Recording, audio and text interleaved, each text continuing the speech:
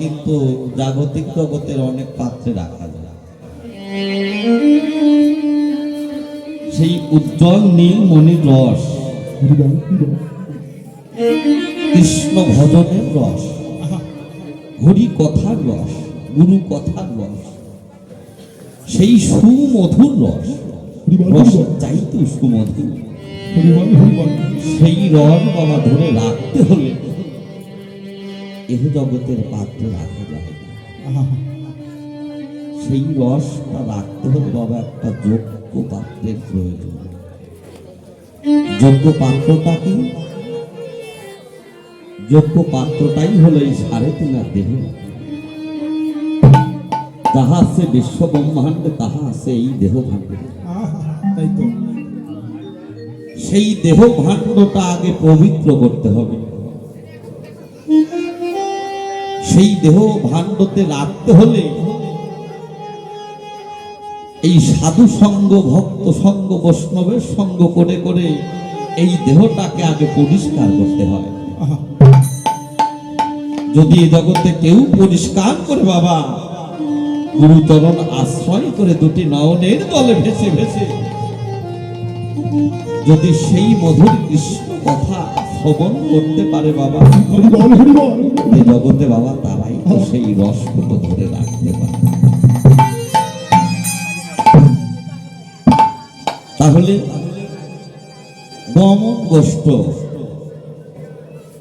গমন, আজ ভাই কানাই নবলক্ষ ধেনুর পাল রাখাল মন সঙ্গে করে তিনি আজ গোচরণে যাবেন, গোষ্ঠে যাবে। তাহলে বাবা আমরা কোথায় আছি?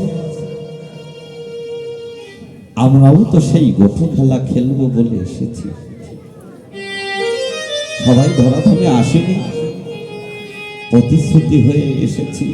হে প্রভু, এই ধরাধামে গিয়ে নিত্য নিত্য তোমার ওই মধুর হরি নামের খেলা যেন তোমার সঙ্গ ধরে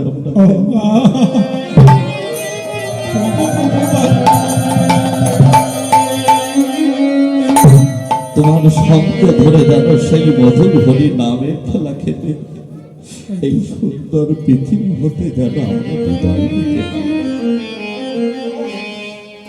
মানব জনম হলো শ্রেষ্ঠ জনম। মানব জনমের বাস কোথায় বাবা? এই মধুর বৃন্দাবন। তা আমরাও কিন্তু বৃন্দাবনে আছি, আমরাও বৃন্দাবনে আছি বাবা। কিন্তু আমরাও কিন্তু গোষ্ঠ খেলা খেলবো বলে আমরা এই ধরাধামে এসেছি, কথা দিয়ে এসেছি, অঙ্গীকারবদ্ধ হয়েছি। কিন্তু বাবা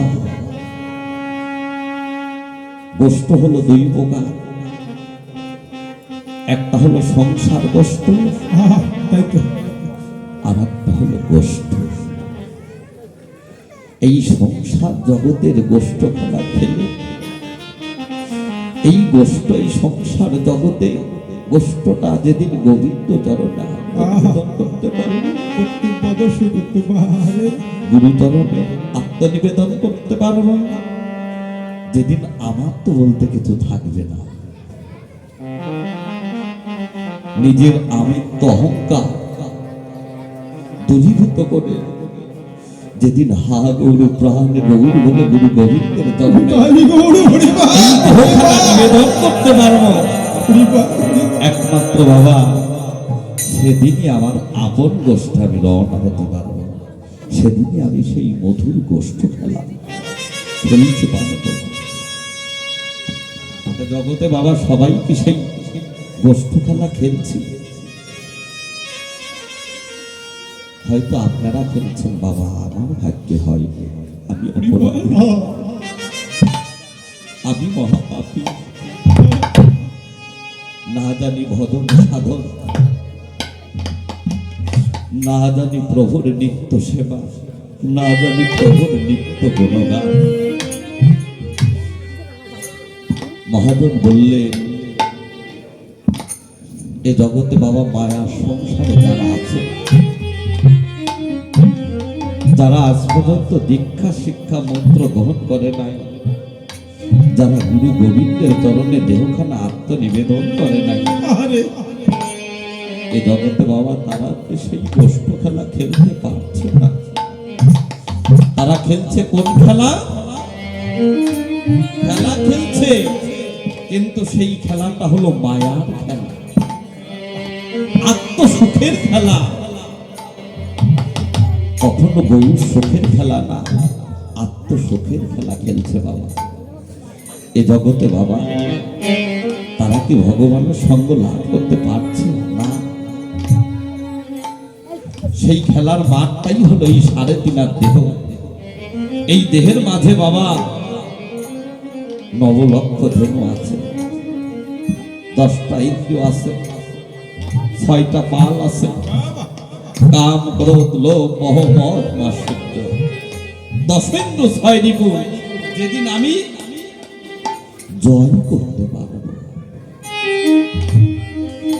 একমাত্র বাবা এই জগৎ মাঝে সেদিন আমার কৃপা হবে।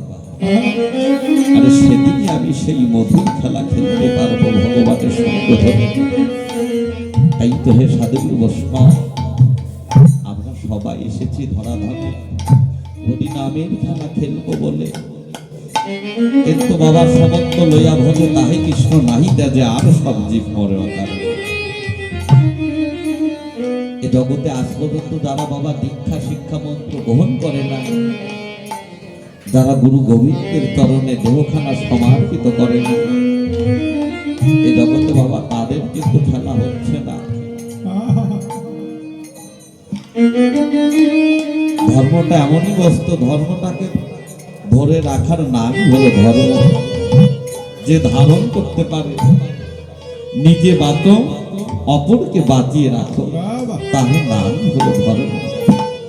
ধর্মটা আগে জানতে হবে বাবা, আমার আসল পরিচয়টা আগে জানতে হবে। আমি কি, কোথায় ছিলাম, এসেছি কোথায়, আমার কোথায় এদিন দিন নয় বাবা, চিরদিন কাহার সমান পাবি যায়।